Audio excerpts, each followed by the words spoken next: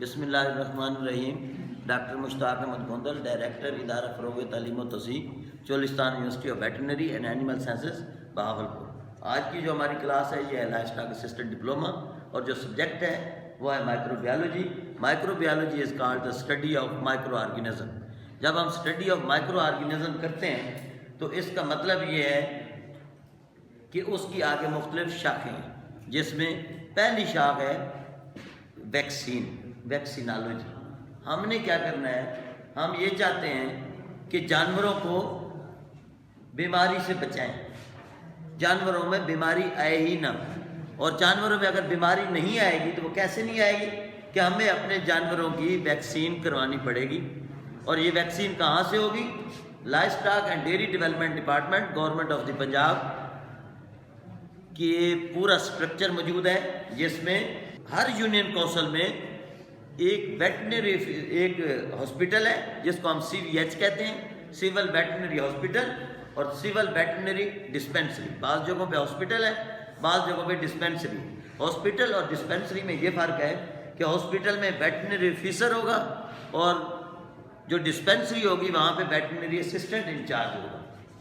تو ہر ہاسپٹل میں ایک ویٹرنری آفیسر ہوتا ہے، اور ساتھ 4 جو ہے کم از کم ویٹرنری اسسٹنٹ کی سیٹیں ہوتی ہیں، اور ساتھ ایک آرٹیفیشیل انسیمینیشن ٹیکنیشین کی سیٹ ہوتی ہے۔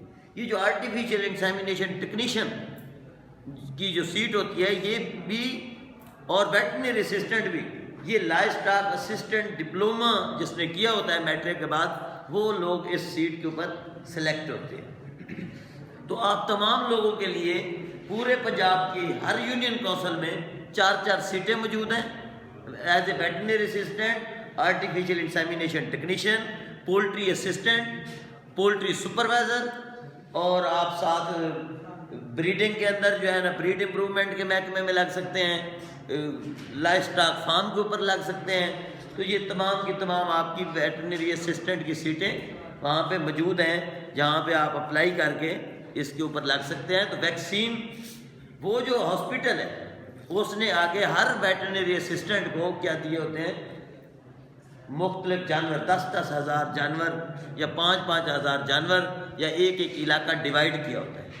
محکمے کی طرف سے جب ویکسین ملتی ہے تو یہ ویٹرنری اسسٹنٹ ان جانوروں کی ویکسینیشن کرتے ہیں۔ ایک باقاعدہ شیڈول بنا ہوتا ہے جس کو ہم ویکسینیشن شیڈول کہتے ہیں، وہ ہر ہاسپٹل میں لگا ہوتا ہے، اور اس کے مطابق ویٹرنری اسسٹنٹ جس ویکسین کا موسم آتا ہے وہ ویکسین کرتا رہتا ہے۔ تو ویکسین کر کے ہم نے کیا کرتے ہیں، اپنے علاقے میں موجود تمام جانوروں کو مختلف بیماریوں سے بچاتے ہیں۔ تو ہمارا کام ہے کہ جانوروں میں بیماری آنے ہی نہ پائے، اس کے لیے ہم ہرڈ امیونٹی کریٹ کرتے ہیں۔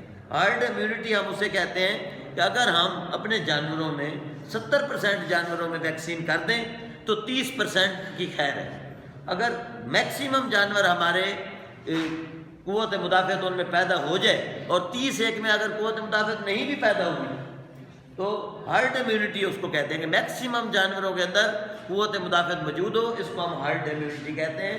اور اگر ہرڈ امیونٹی پیدا ہو گئی ہے تو پھر کم چانسز ہیں کہ بیماری پیدا ہو، کیونکہ بیماری والے جراثیم نے جس طرف بھی جانا ہے ان کو آگے قوت مدافعت والا جانور مل رہا ہے، اس طرف جائے گا قوت مدافعت والا جانور ملے گا، سامنے جائے گا قوت مدافعت والا جانور ہوگا، تو وہ وائرس ادھر ادھر ٹکرے مار مور کے کھپ آ کے ختم ہو جائے گا، کیونکہ وہ جس طرف بھی جائے گا آگے قوت مدافعت اس کو ملے گی۔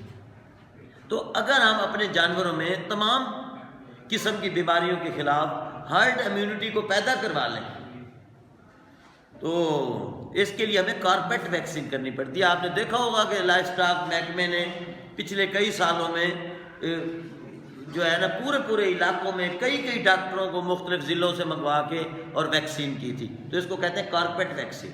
کارپیٹ ویکسین میں ہمیں یہ ہارڈ امیونٹی پیدا کروانی ہوتی ہے۔ ہمارا مین مقصد یہ ہے کہ ہمارے علاقے میں کوئی بیماری کسی بھی جانور میں کبھی بھی نہ آئے، تو اس کے لیے ہمیں ہر جانور کو ہر بیماری سے محفوظ رکھنا ہے، اس کے لیے ہمیں ہر جانور کو ویکسین کروانی ہے ہر بیماری کی۔